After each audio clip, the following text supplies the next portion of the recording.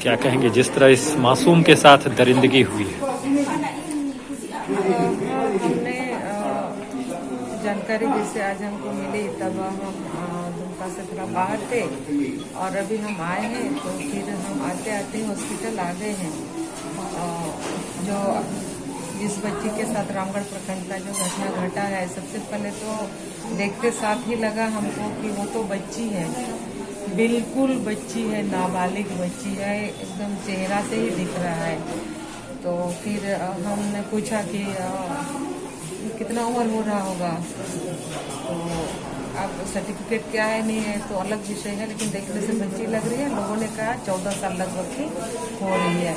और हम डायरेक्टली उनसे बात की कि जो सिचुएशन से गुजरी है, तो एक तो डरी हुई है और फिर उनके दादी वगैरह से, दादी है, उनकी माँ नहीं है, उनकी माँ तो दूसरे शादी की है, पिताजी नहीं है, तो दादी के पास ही रहती है। तो फिर हम समझा बुझा के उनसे बात करके फिर डॉक्टर से, नर्सेस से हमने बात किया और बेहतर से बेहतर रिलीफ जितना जल्दी उनको मिले उन लोगों से बात करते हुए फिर अभी हम एक चिंता हमारे दिमाग में ये आ रहा है बार बार कि जो संथाल परगना में लगातार महिलाओं से संबंधित, लड़कियों से संबंधित जो घटना घट रहा है और इस तरह के मनोवृत्ति के लोगों का संख्या दिनों दिन बढ़ते ही जा रहा है, ये थमने का नाम ले नहीं रहा है। आखिर ऐसा क्या कारण है कि प्रशासन का खौफ भी। हाँ सांसद महोदय, आप यहाँ क्यों आए थे और क्या देखा आपने?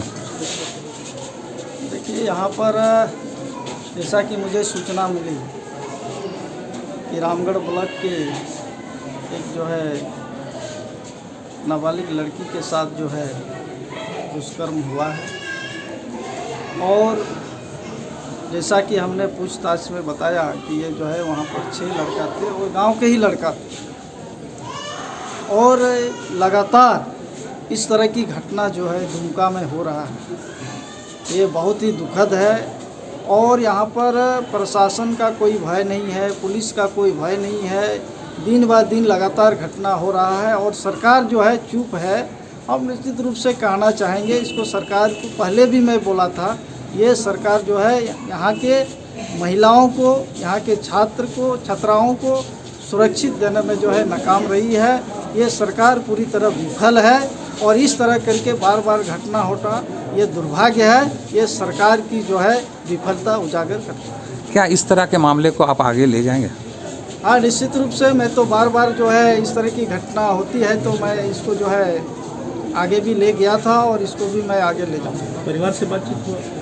हाँ, परिवार से बातचीत हुई और ये इसका जो है माँ बाप, माँ पिताजी नहीं है, ये दादा दादी के पास ही रह रही है और ये जो है पूरा गरीब परिवार से आते हैं, तो निश्चित रूप से ये बहुत ही दुखद घटना है। भाजपा क्या करेगी बच्ची के लिए? आदिवासी समाज की बच्ची है ये। हाँ, निश्चित रूप से हम लोग इसको पार्टी फोरम में रखेंगे और जितना हर संभव मदद होगा निश्चित रूप से हम लोग करेंगे।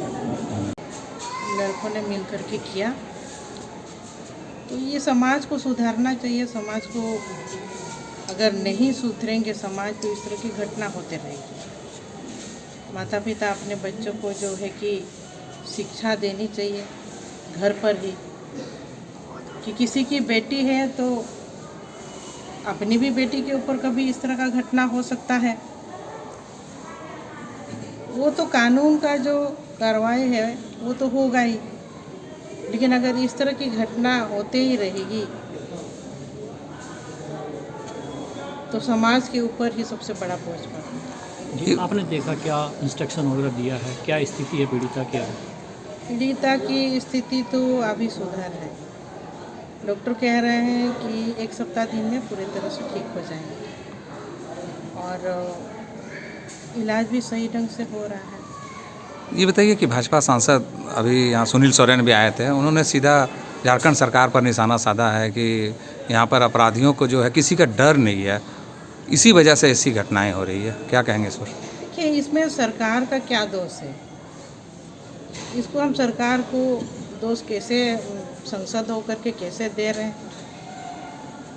हम तो समाज को दोष दे रहे हैं, अपने परवरिश को दोष दे रहे हैं। अगर हम अपना बच्चा को सही ढंग से परवरिश नहीं देते हैं तो गलत काम को करते ही, क्योंकि 18 साल से ऊपर के बच्चे लोग हैं जो इस तरह का काम को अंजाम दिए हैं। और कानून तो सज़ा देगी ही, जिस तरह से अभी 5 लड़के शायद पकड़े गए हैं और 2 नहीं पकड़े हैं। जिस सभी कोई 2 भी पकड़े जाएंगे और कानून का जो सज़ा है, जो सख्त सज़ा है, उन लोग को मिलेगा।